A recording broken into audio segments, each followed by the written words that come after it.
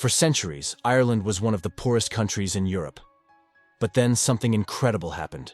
The Irish economy exploded. Today, Ireland is one of the richest nations in the world, surpassing even countries like Switzerland, Qatar, and the United Arab Emirates. Everyone says Ireland is doing very well, but the truth is that not everyone agrees. 70% of young people are thinking about leaving the country, mainly due to the economic situation. But how is that possible? Why are people unhappy in one of the richest countries in the world? It turns out that Ireland's success story is not as perfect as it seems. In this video, we will understand how Ireland went from poverty to wealth, and it's important to know a bit about the context behind this story. For much of its history, Ireland had a reputation that was the complete opposite of what it has today. First as part of the United Kingdom, and then as an independent country.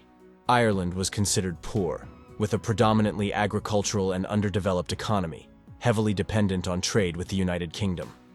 Many people tried to escape poverty by emigrating from the country, which didn't help its economic situation.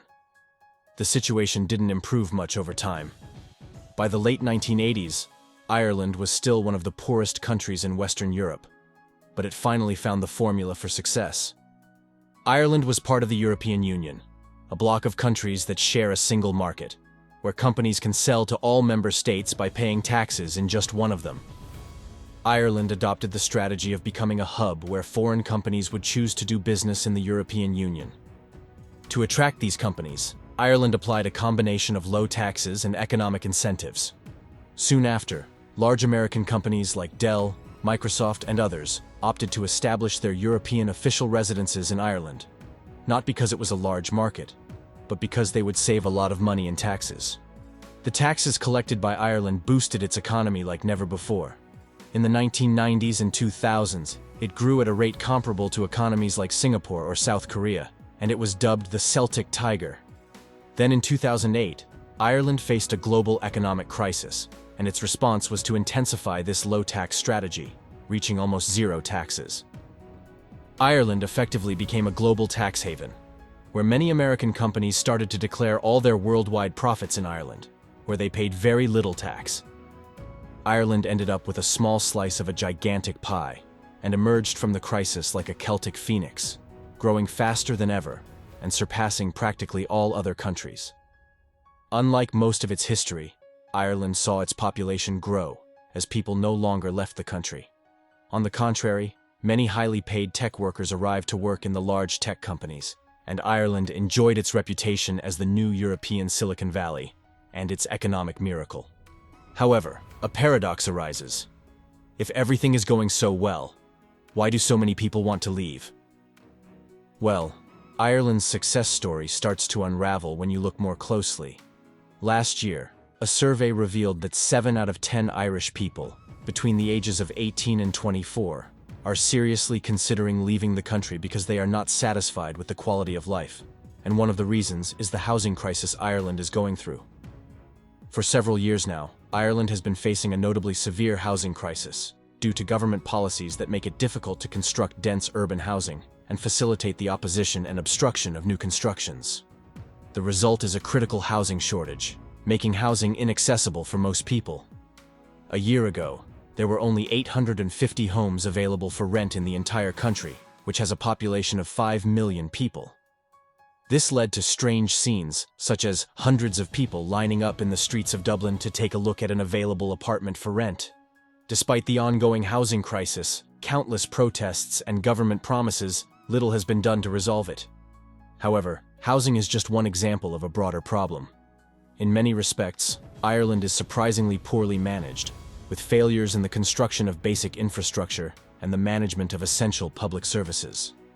The country struggles to build roads and energy infrastructure, and its healthcare system is constantly overwhelmed and lacking basic financial resources.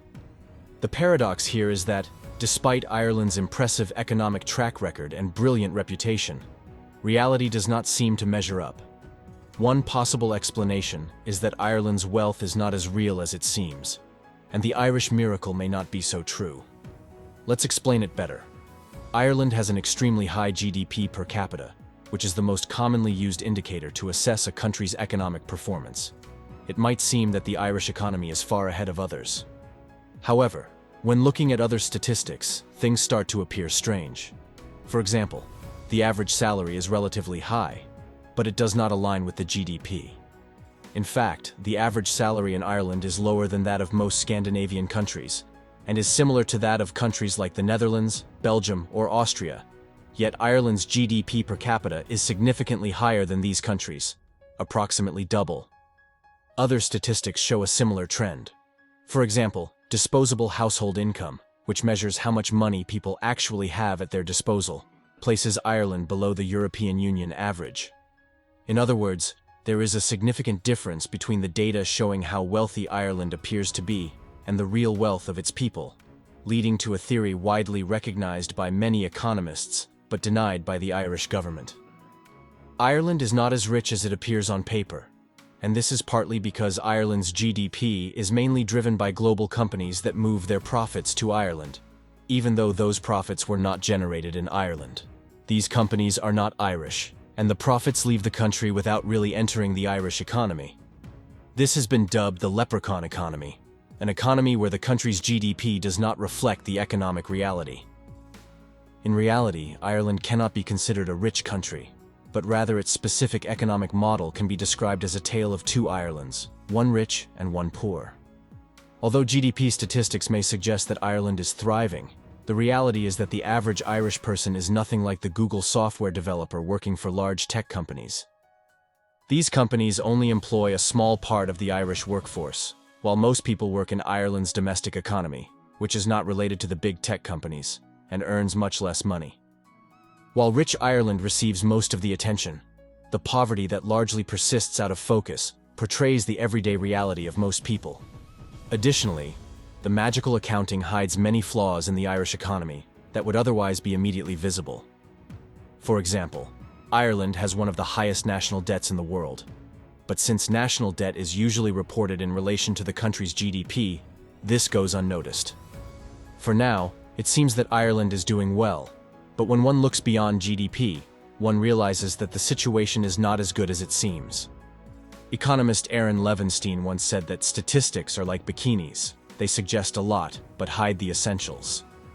So far, Ireland has managed to conceal the true nature of its supposed economic miracle. However, this situation may not last much longer. The fight against tax havens is intensifying, and the days when Ireland could collect taxes from large foreign companies may be coming to an end. If you liked the video, subscribe to the channel, leave your like and your comment. See you in the next video.